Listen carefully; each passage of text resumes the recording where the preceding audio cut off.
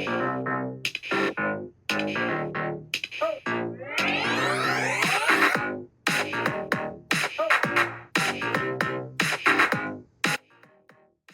there, beautiful souls. I'm Colynn. And I'm Meredith Lockoff.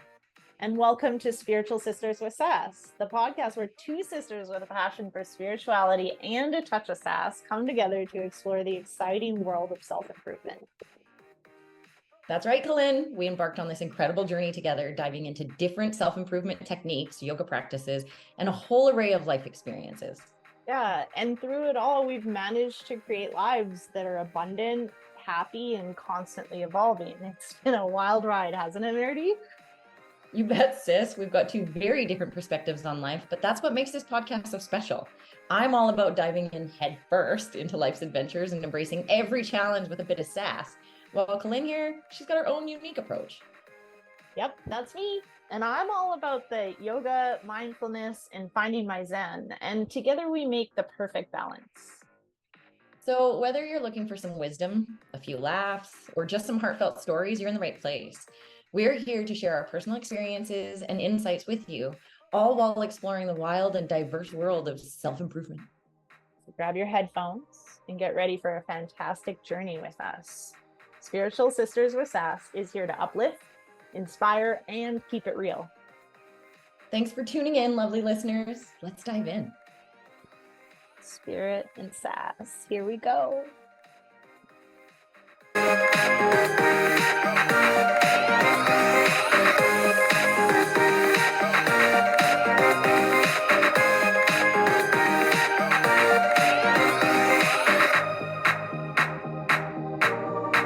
So, welcome everyone. Thanks so much for joining. So here is today, Spiritual Sisters with Sass. We had a last minute cancellation. I'm not going to shit talk unless she cancels again last minute. So I thought, well, we're running out of podcasts, so I better go on. Meredith currently is traveling here to where I am. So I'm in Vancouver Island right now, and the lessons have been grand. And so I thought, you know what would be perfect to talk about today is people pleasing, because it is so prominent in my life. I would say a lot of people talk about being Canadian as being like, sorry, sorry, sorry. Um, and I'm just not gonna buy into that, because I work with people from all over the world. And one thing that I know is that everybody says sorry, and they say it at such inopportune times. So I don't think it's just Canadians. I think this is like in general, we have been taught to be polite. And I think that we've actually been gaslit that people pleasing is polite, or that people pleasing is manners. So for quite some time now, I've noticed that I am a people pleaser. And I have spoken about this many, many times within my various like platforms. I am people pleasing in the way that I don't want to cause drama. And the problem is that when I don't want to cause drama, I actually like cause drama times a million. And that's a bummer. So let's just talk about that, because what's happened for me is my daughter had a baby, and I came here to Vancouver Island, and the baby came early, and it's been definitely a roller coaster. This baby is the cutest baby in the whole entire world. I'll fight you over it. She's so amazing. And she turned a month yesterday, and she's still in the NICU. So what has come up from that is that baby has a chromosome disorder And what we've found out really recently is also that that chromosome disorder is so rare that its name is literally like chromosome 20Q. Um, I can't even remember. I think it's like 11.2 to 13.1 or something like that. Like that's her diagnosis is this name. And they don't know anything really like about it or how it's going to affect her or anything like that. So we have been waiting so patiently for diagnoses to come through. You know, we are relying on the medical system to support us. Baby's on oxygen, baby has several holes in her heart, like baby has a lot going on. And she's learning to feed and she's learning to be alive. Like sometimes breathing is just such a chore for her. And what this does is it puts us at the like the beck and call or like it puts other people in control of our lives. And that's incredibly frustrating. Um, so what happens is like, let's say one day we figure out a way to feed the baby as according to like all these different people. And then the head nurse comes in and says like, here's her feeding plan. You know, says to her mom, like, you're the expert and we're not going to deviate from this plan.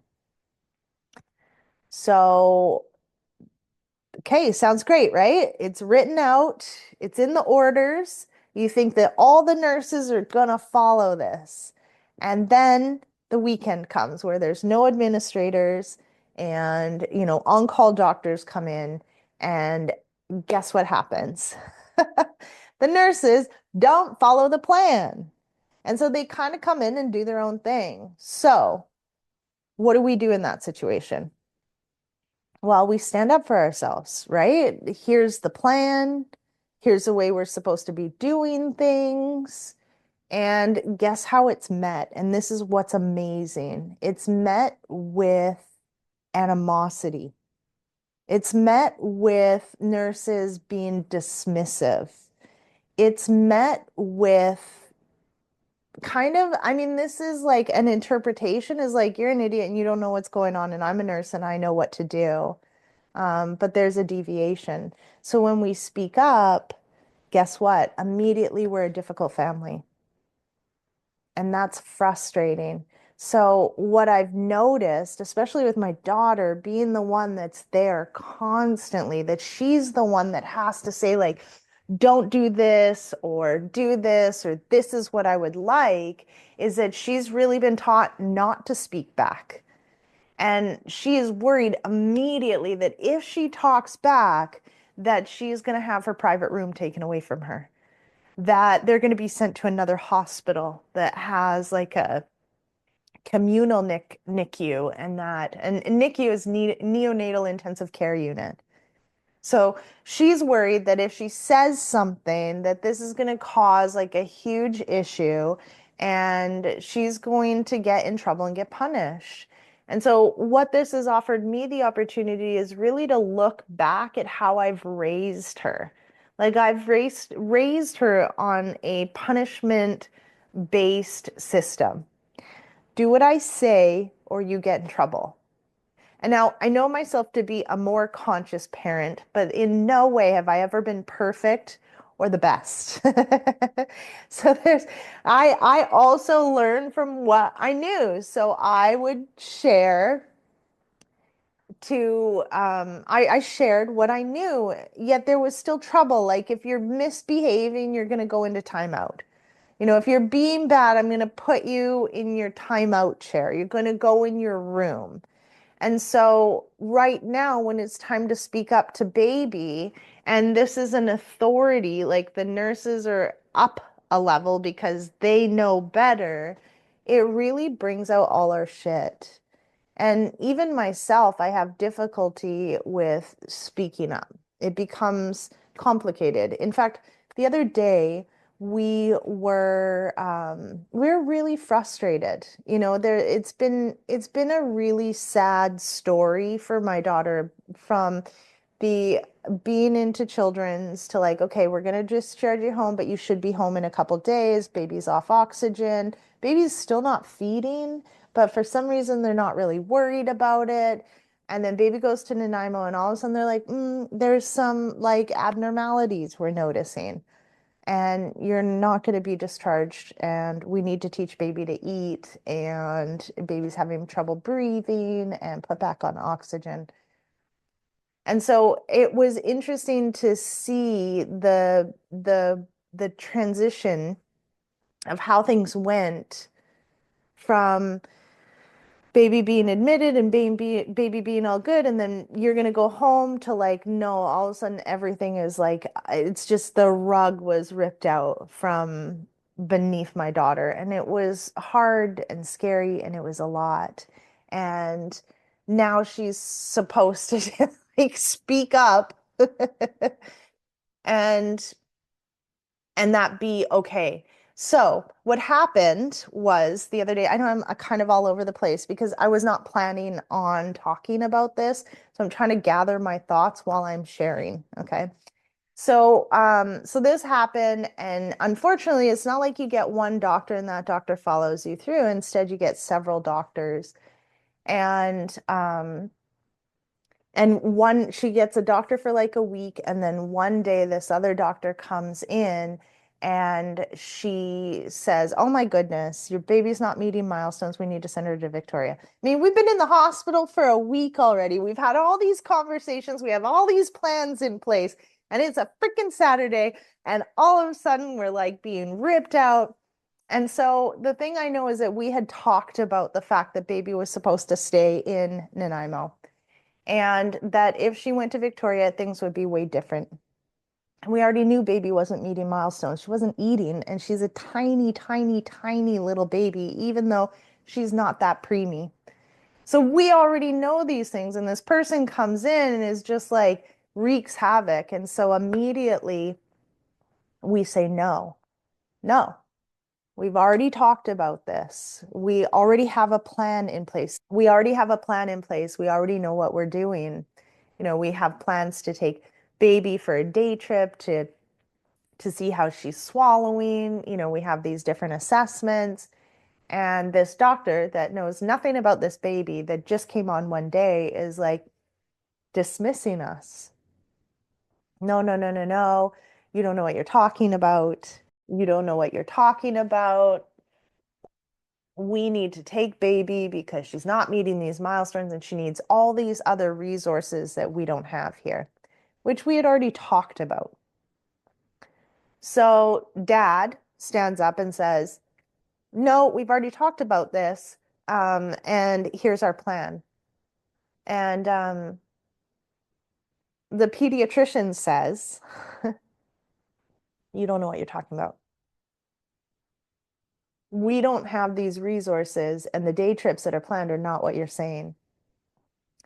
And the problem with people being in the healthcare system that don't speak medical jargon or understand medical diagnoses is that these big words are thrown around to gaslight people into like they know what's best.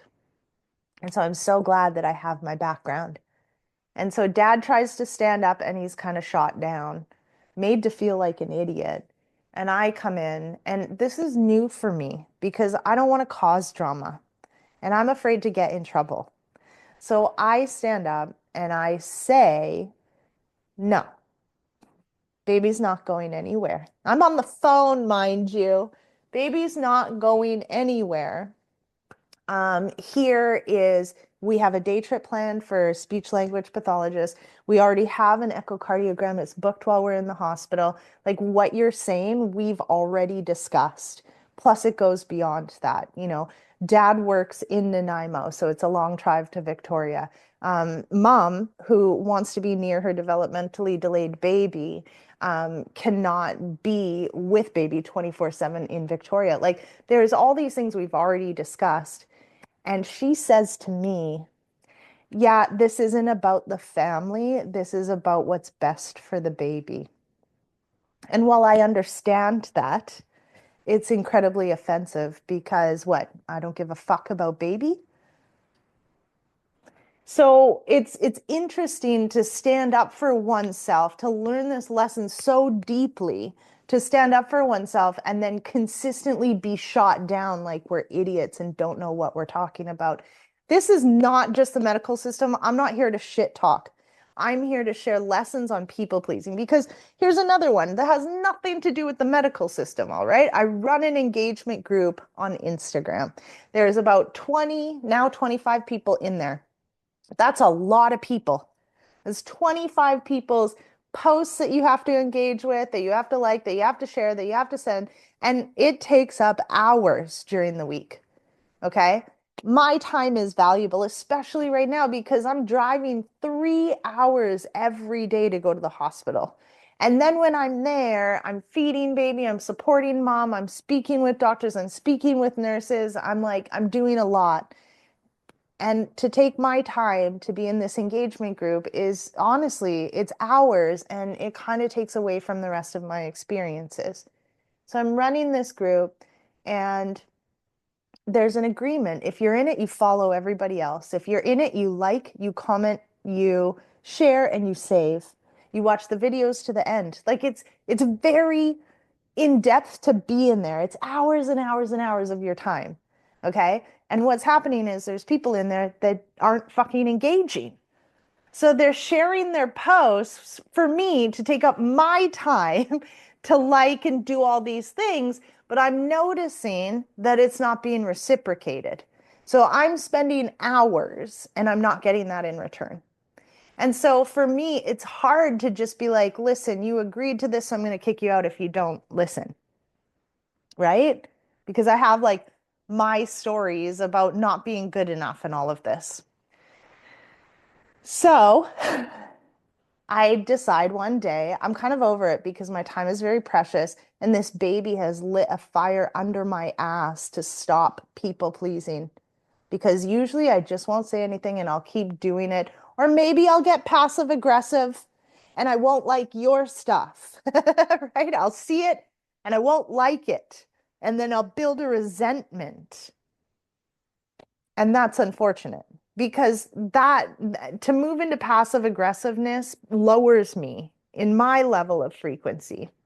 Instead, speak up, right? Something I've learned, like if I don't speak up, I actually cause more drama because I get resentful, I get passive aggressive.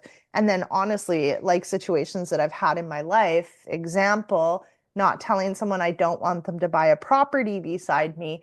And the next thing I know, I have somebody who bought a property beside me that I do not like and do not have a relationship with because we had a huge falling out because I tried to not have drama. And the trauma is 1,000 times worse. So in the engagement group, I'm like, okay, I'm doing this. And so I go on and I start to clean it out. Here are all the people. And I even look like they're not engaging with my stuff, but maybe they're engaging with other people's stuff. And I look and they're not engaging with anybody's stuff. So my messaging is that your time is more valuable than mine because I'm a piece of shit, right? Like you don't have time to engage. You're too busy, but I'm not, even though nobody knows what's going on in the background. So I kicked some people out. Immediately, I get messages. Why would you kick me out of the group? So, drama. This is the drama I want to avoid because then, I don't need to speak up. So instead, here's the time to speak up. And I know this is silly little things in my head. Some of these things are pretty silly and I can just dismiss them. But how you do anything is how you do everything. And so what was coming up for me is like, I need to deal with this or the lessons are going to get greater and louder. And right now, my focus is on like, I don't want to people please. I'm a coach. I can't fucking people please. So I say to the very first person, I'm like, I'm really surprised that you're messaging me right now. The reason I kicked you out of the group is because you made an agreement and you're not sticking to the agreement. And then the response was, yes, be realistic. I don't have time to do all of that. I have this, and this. I got to work out. I have kids. I got to eat. Okay. Like, again, your time is more valuable than my time because I have a grandchild in the NICU and I'm driving 3 hours a day to be there for my daughter and my granddaughter and help them feed and translate medical jargon. And then I need to come back and run my business and I need to eat and I need to work out and I do have kids and now grandkids, right? So, like, what's the difference? Be realistic. I am being realistic because while I'm doing all of this, I'm still keeping up my end of my agreements because my word means something to me. And when someone doesn't keep up their agreements, that's their word. And their word no longer means anything to me because, and this is harsh, and I don't fucking care anymore. It's how I feel. You are your word. And I'm not going to continue to bend over backwards and degrade my own self thinking I'm not important. My time is not important because yours is. I am being realistic because I'm fucking doing it. And so I did not say it that way. I'm still working on like that level of like toughness or realness to someone. But I said, like, listen, I'm not even going to get into it or like get into a pissing competition of whose time is more important or who's busier because we're all busy, right? We all fill our time. But what I can say is, I said, I get it, babe, and I'm doing it. And to be in this group, you need to do it. And that's it.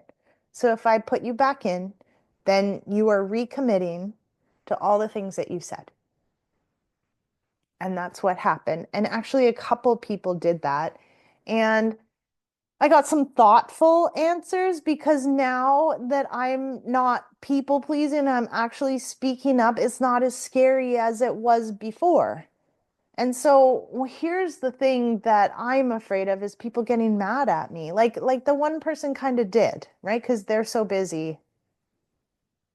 When I hear that, then I think because I'm not. Like I start to add stories to it because I've always been less important than everyone else. I have always been a doormat. And that's on me. That's the other piece is like, that's on me. I've allowed people to treat me like a doormat because I'm afraid to cause drama. So I people please. I don't say anything until I lose my fucking shit. And then I'm just a jerk. Is this resonating with anybody? Is this you or somebody that you know? So these are the examples that I have right now. Like I have another one because when you set an intention, so my intention was like, I do not want to be a people pleaser anymore. Here's how it came up. Like when I am creating my life, when I'm being clear on what I want in my life, what I want is I have three businesses and I want three successful businesses. And so I look at who I am now with three businesses, and then I look at who would I have to be to have three successful businesses. I would have to stop people pleasing because the person with three businesses that are not super successful is a people pleaser. She allows people to sign up for contracts and then try to get out of them. She doesn't, I've never really been a refunder because I have legalities that kind of cover my ass over that, but I do let people transfer and run around and do all this stuff because I do understand like life happens. But the other thing that I'm noticing more and more is that people are not connected to their word. They say things and they don't do them and they don't fucking care because they blame other people instead of taking responsibility. So when I kick someone out of an engagement group for them not keeping up to the word, they get mad at me. Like I'm the jerk. And when I call them on it, they get even madder at me. Is this kind of landing? Like, even if it's landing for like you and this is your behavior, it's okay. You can shift it. I even saw this. So back to it. You set an intention and then the intention is going to come through no matter what. So if I set an intention that I want to be patient, God is going to give me a bunch of lineups, right? So if I set an intention that I don't want to be a people pleaser, because to me, a successful CEO of 3 businesses is not a people pleaser. She's straight up. She's real. She follows the 8 limbs of yoga that include satya, which is truth. And being nice is not being truthful, but being real is. And you can be real and kind. You don't have to be an asshole. This is what I've been seeing. So yes, I have a heating pad because it's freaking cold here in Canada, PS.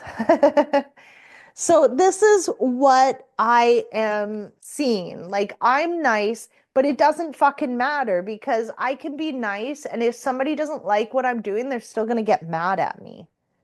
So now I'm being real. And that's why I like having agreements. We've talked lots about it. This is why I am now calling people on their word. You are your word. And how you do anything is how you do everything. So if you lie or cancel or don't keep up your commitments to the best of your ability, I cannot depend on you. Sometimes things happen. Sometimes, not all the time. So if you're someone that's constantly canceling, if you're someone that says you'll do things and don't do them, it's not happening once in a while. For me, every once in a while I say I do something and then I can't. And it's so out of character for me that if that does happen, people ask, "Are you okay?" Not, "Oh, Colynn's canceling again. Oh, can't rely on Colynn. She always cancels." So sit with this for a moment. And also know that when I set that intention, that then put into place all of this. It put into place a situation where I needed to stop people pleasing. And what's crazy is I come here and I have 2 daughters and I've taught them how to be. So I've taught my kids how to be. And guess what? How I've taught them how to be? I've taught them how to people please. So upon being here, I'm not only, this is how it helps with the 7 generations behind and the 7 generations ahead, is that my kids are able to see me stand up and be kind and be real. And now they can too. I start to see my youngest daughter having issues with family members that kind of push her around and don't listen. And so when we talk, it's like, okay, Siri, put up a boundary. And now this is happening with Summer at the hospital. One day we go in, baby only has one nostril that can take an NG. The other nostril can't. So it's just this one constantly, and she's got oxygen. So a lot of the time, and trying to put shit on a baby's face while they're doing this, so a lot of the time the NG will look like this. And that can start to cause sores. I know, I used to be a nurse. And it's like this, which also you can try when it's pulling like that, it'll clog the other nostril. So baby has issues breathing already. And now we're doing this.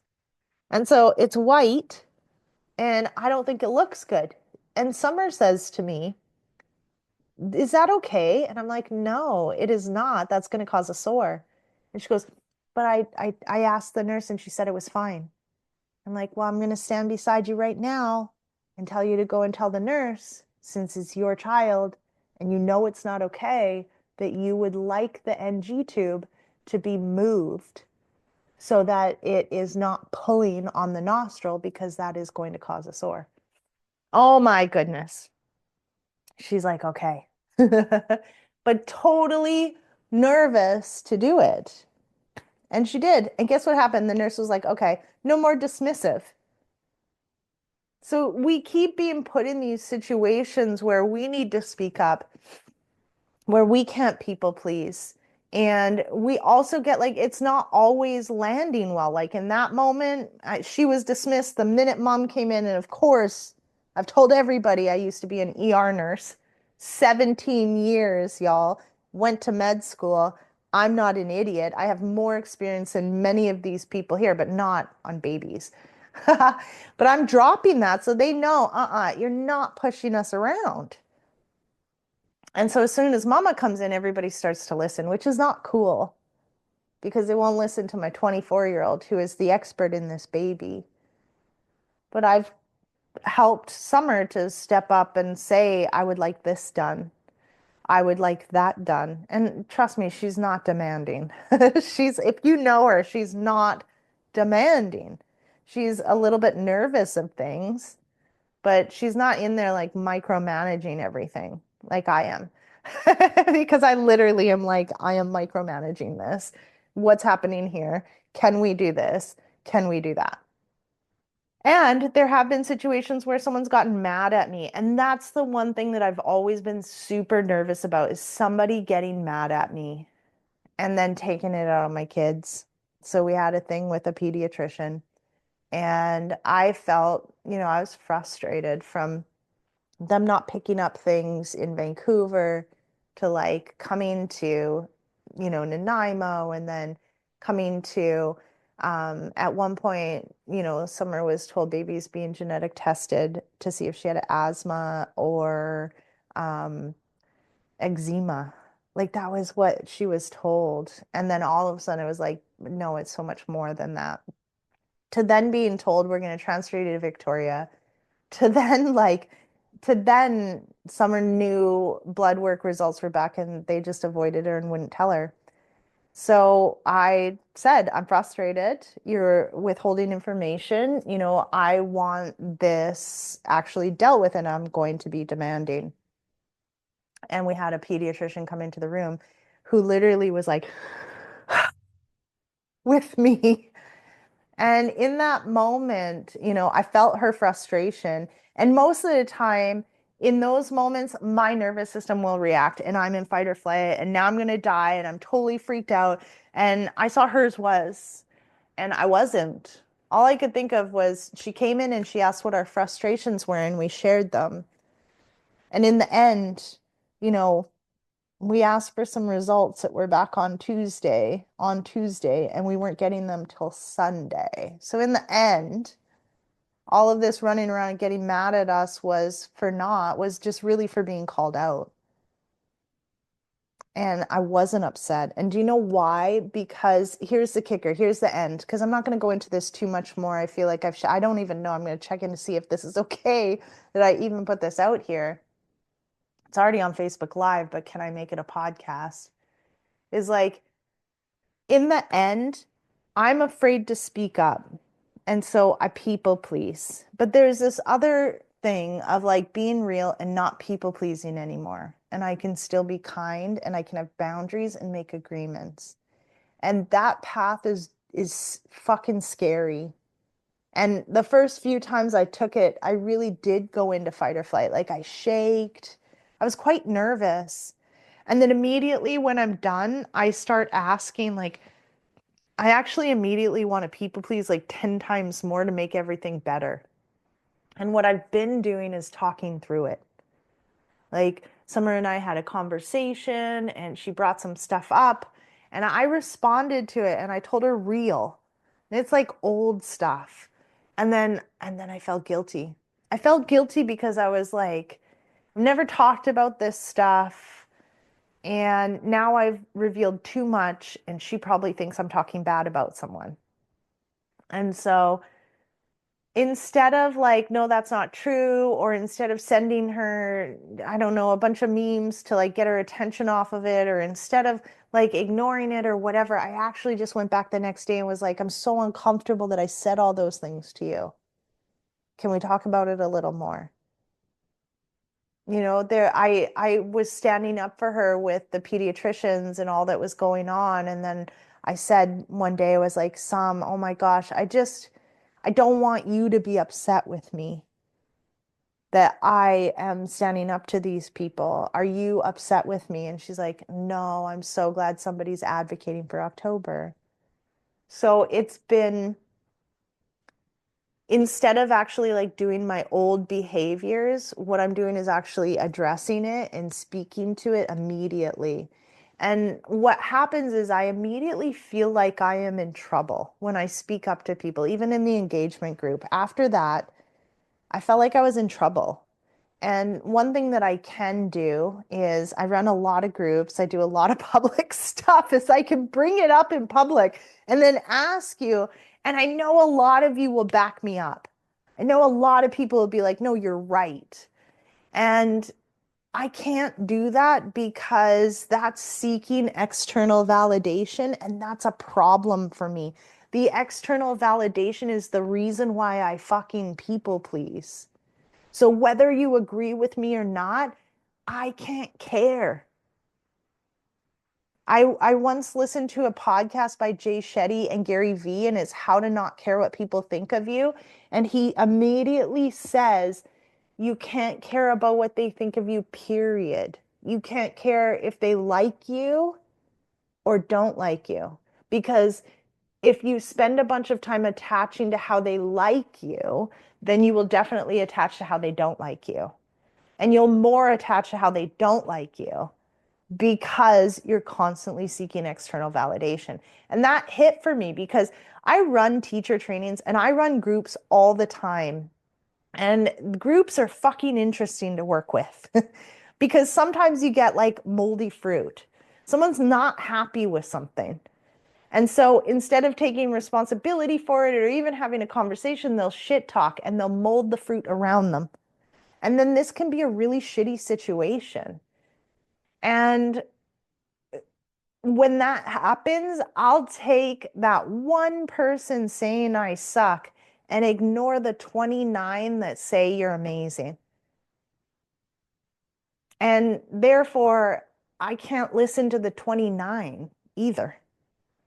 I just have to realize all that I've done and all that I've put into my education and my experience and what I'm offering, and know that what I'm offering is valid, knowledgeable, worth it, like valuable, without being an asshole and just thinking I'm the greatest. Like it's that moderation, right? It's that brahmacharya. It's like finding that moderation in everything.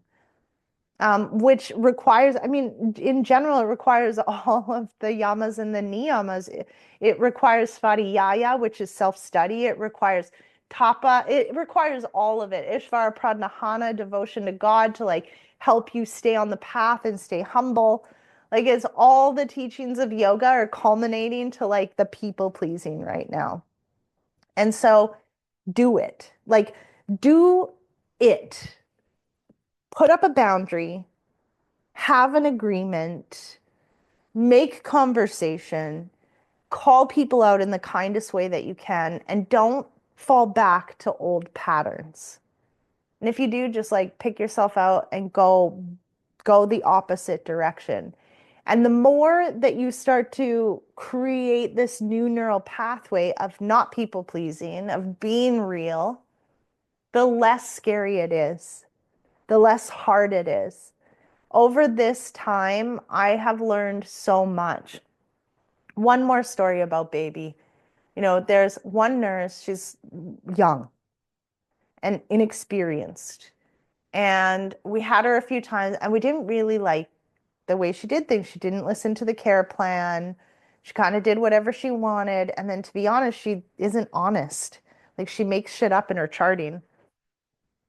And so after one day when baby kind of like had a choking spell and she like really lost her shit, like in front of Summer, which wasn't helpful because Summer already loses her shit, we decided we didn't want her anymore as a nurse. And so I was babysitting because I go and stay the night. And Summer says, what are you going to say if, you know, that certain nurse is on? I'm like, that we don't want her, that we want a more experienced nurse. And so I was sitting there and I knew it. I knew we were going to get this nurse. And I know they're putting her with this baby for experience. But one of the things that we've learned, and this is a lesson for me as a fucking nurse, is like this baby isn't anybody's life lesson. She's not here for this person to get more experience. She's a baby. And I thought I'm gonna say no. I'm going to say we want somebody else. And then I thought about when I was a nurse. Like, you can't just say, I don't want this nurse, because that creates a dynamic that's very unhealthy between patients and the medical field. That means that people can start picking and choosing who their nurses are, and it gets very manipulative. And so I thought, I actually can't. But what I can do is not people please. And that's what happened. So she came on. And I was like, fuck. And I thought, no, I can't do this to the point of like, that's beyond, it's beyond people pleasing, and it's beyond like agreements and boundaries. It's literally like manipulation. This person does need more experience. And I'm experienced in this baby. And therefore, I'm just going to be there to make sure that I'm going to be there to advocate for the baby. And I was. And things turned out pretty good. I think that nurse did accuse me of turning up the oxygen, which I would never fucking do. I would never like just start doing shit as a nurse when I'm a family member.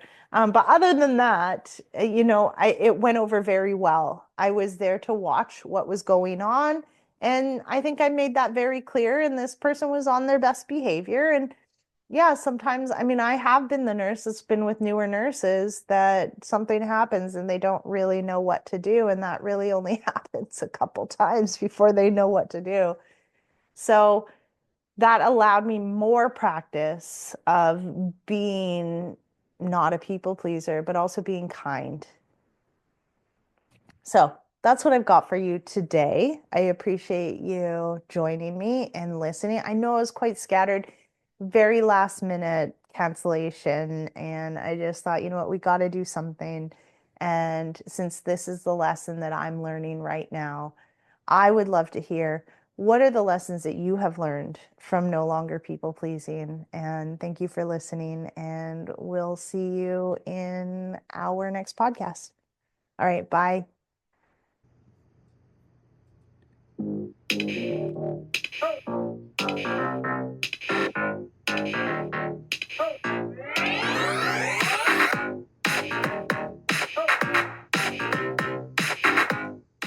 Thank you for joining us on this spirited journey today. We hope you enjoyed diving into the world of self-improvement with us. Two sisters who found their own unique paths. Remember, life is a tapestry of experiences, and it's how we embrace them that makes all the difference. So whether you're on your yoga mat, exploring mindfulness, or simply navigating life's twists and turns, always keep that spirit and sass alive. We are Colynn and Nerdy Lockoff, and we're here to remind you that happiness and abundance are within reach. Stay connected with us on social media and keep those questions and stories coming. We love hearing from you. Until next time, beautiful souls, keep doing the work, keep sharing your experiences, and keep living a life that's authentically you. And never forget to add a little extra sass to your day. Spirit and sass, always.